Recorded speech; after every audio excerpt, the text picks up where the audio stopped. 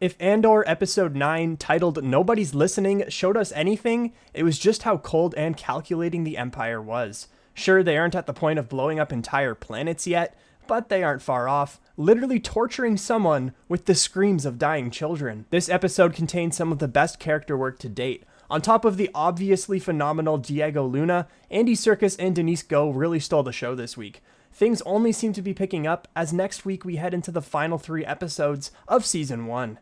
With that in mind, let's go ahead and get into the breakdown. Spoilers are of course ahead for Andor Episode 9. We begin on Ferrix with Dedra Meero, who is beginning to interrogate Bix Colleen. Dedra wants to know where Cassian is, and is trying to discover who the buyer, aka Luthen, is, or as she calls him, Axis. Dedra really takes things to the next level in this opening scene.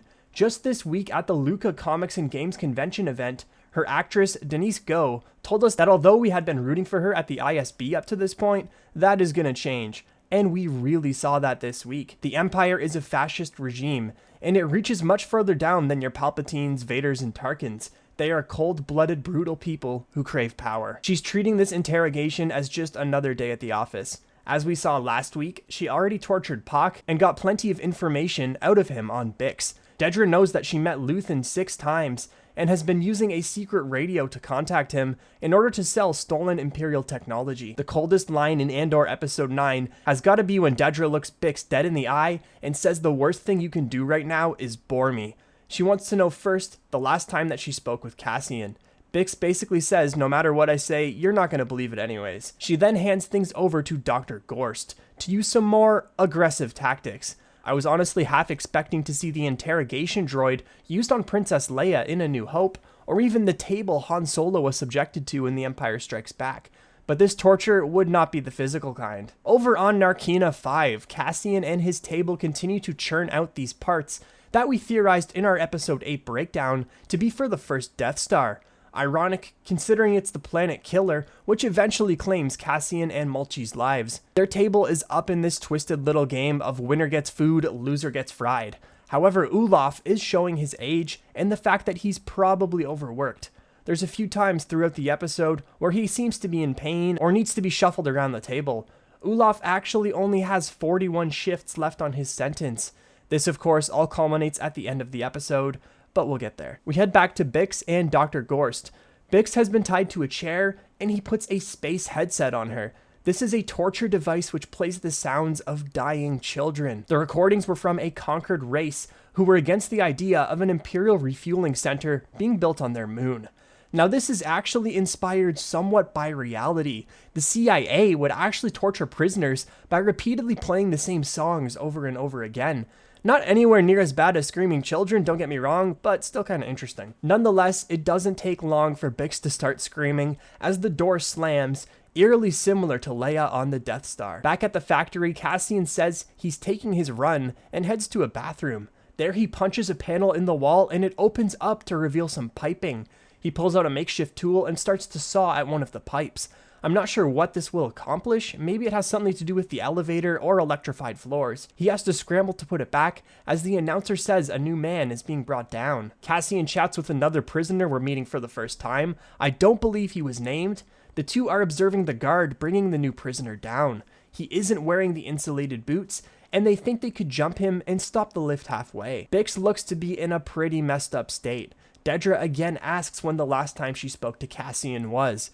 Will she be able to get anything out of the defiant but now seemingly broken Bix? Olaf is now forgetting things that he was literally just told 2 minutes ago.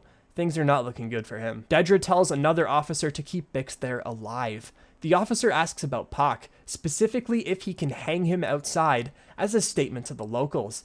Dedra simply responds with "as you wish." This of course is a parallel to Cassian's own father, who was hung out in the square, as shown in the flashback a few episodes ago. We finally saw an important Star Wars location in Andor Episode 9 as well, the Coruscant Senate building. I've personally been waiting to see this since we first had it shown in the trailer. This of course is the home of the Imperial Senate, which was a thing up until A New Hope. It was formerly home to the Galactic Senate during the time of the Republic, and where Yoda battled Palpatine in Revenge of the Sith. Sadly, we didn't get to see Papa Palps himself. Mon Mothma is delivering a speech on Imperial overreach, specifically Palpatine's new Public Order Resentencing Directive, or PORD, which of course imposed harsher penalties on anyone convicted of criminal acts affecting the Empire. Mon's speech is not well received, with many senators booing and yelling at the Chandrilan senator. We jump to her in her vehicle afterwards. Her driver informs Mon that her cousin has arrived at her home, but who could that be? Melshi mentions that the Empire can keep them incarcerated forever if they wanted, as Kino Loy tells him that's enough. Cassian says something is wrong, as Taga uses hand gestures to communicate with a prisoner on another bridge once again. They make out that something is happening on level 2's far side. Kino tries to get them all to shut up as the power on the bridge suddenly flickers. They keep trying to figure out what's happening as Kino again tries to settle them down. An announcement comes on and they're moving on to their stations as per usual. Now to Mon's apartment, as we find out that her cousin is none other than Vel Sartha. Vel mentions that she's been traveling for 6 months. We of course know that she was planning and executing the Aldani heist. Very interesting how Luthen and Vel keep Mon in the dark about this. A lot of fans had actually theorized that Vel and Mon were related, and it's now been confirmed. How will this affect both of their stories moving forward, as Mon tries to maintain a low profile, and Vel attempts to track down Cassian Andor? Speaking of Cassian, he's picking at Kino now. He wants to know if he's ever thought about escaping. Kino says he won't answer that, but Cassian won't have it. He wants to know how many guards on each level. Kino again pushes back. He only has 217 shifts left, and won't risk any involvement. Cassian tries to convince him that the Empire isn't listening and they don't care, in a similar way to how he told Luthen the Empire was so fat and satisfied that they don't notice the small things, all the way back in episode 3. They are nothing to the Empire, just a workforce that's cheaper and easier to replace than droids. The ISB are discussing what they were able to get out of Bix. They've already gotten a full list of all of the stolen Imperial tech that she's moved on Ferrix. Dedra has started to pick up on the Aldani heist as well, saying that Cassian returned with a bunch of money and a shaved beard. The rebels at Aldani were clean-shaven, per witness reports, who also say his reference photo looks similar to what they saw. If the connection is made, Cassian just became an even bigger target for the ISB. They left Cassian's mother alone on purpose to use her as bait to bring him back to Ferrix. On the prison bridge, we learn what happened on level 2. They were all fried, all 100 men. The Empire killed every single one of them. And not just the men, but the women. And the children, too. Could the electrical charge required to kill all of those men be what caused the power flicker earlier? Cassian tells Kino the less the Empire thinks they know, the better. We now head to Cyril Karn, enjoying his blue milk cereal at his mother's place once again. Yes, I will bring blue milk up in every breakdown I can until I finally experience its exquisite taste at Galaxy's Edge. We find out that Cyril was given a promotion at the Bureau of Standards, following his meeting with Dedra last week. Also, let's put it to a vote. Who's the real villain of Andor? Cyril's mom or Mon Mothma's husband, Perrin? There's an awkward family meal at the Mothma household, with the topics of Vel not being married and Tay Kolma coming up. Vel heads out as she gives Mothma a heartfelt goodbye. Outside of the ISB, Cyril is waiting for Dedra. She finally arrives and is shocked that he's there, pretty much accusing him of being a weird stalker. Cyril wants to do more and to be an asset to her and the ISB, which she has no interest in, threatening if he ever shows up there again, she'll put him in a cage in the Outer Rim. Dedra heads inside and learns the ISB has apprehended a rebel pilot who is using some stolen tech. The pilot is being held on a Star Destroyer at Steergard, the same place where Andor stole that first Starpath unit prior to episode 1. Mon is now with Tay Kolma, with the 400,000 credit withdrawal appearing to be an issue that may get the Empire onto them. Tay suggests in order to get out of this, they seek help via a loan from a Chandrilan thug known as Davos Skulden. I thought he said Davos at first, as in that guy from Game of Thrones, but Mon is not too thrilled about this Davo guy who wants to meet her on Coruscant. The ISB are now discussing the rebel pilot which they've captured. He is a member of Anto Krieger's rebel group, the man which Luthen was asking Saw Gerrera to work with last week in episode 8. The Empire is also now aware of the raid these rebels were planning on an Imperial power station. They plan on making the pilot's death look like an accident in order for the rebels to perhaps still go along with the attack, now that the ISB knows. On Narkina 5, Cassian's table finishes up a shift, but Ulaf is in a bad way. Table 1 lost, meaning they get fried as a punishment. When Ulaf attempts to put his hands on his head, he's unable to and collapses. The shift ends and Cassian and Melshi try to help Ulaf out, but he clearly needs a doctor. Kino jumps in and calls for a medic. Cassian and Kino both stay with Ulaf, who again only has a few shifts left on his sentence.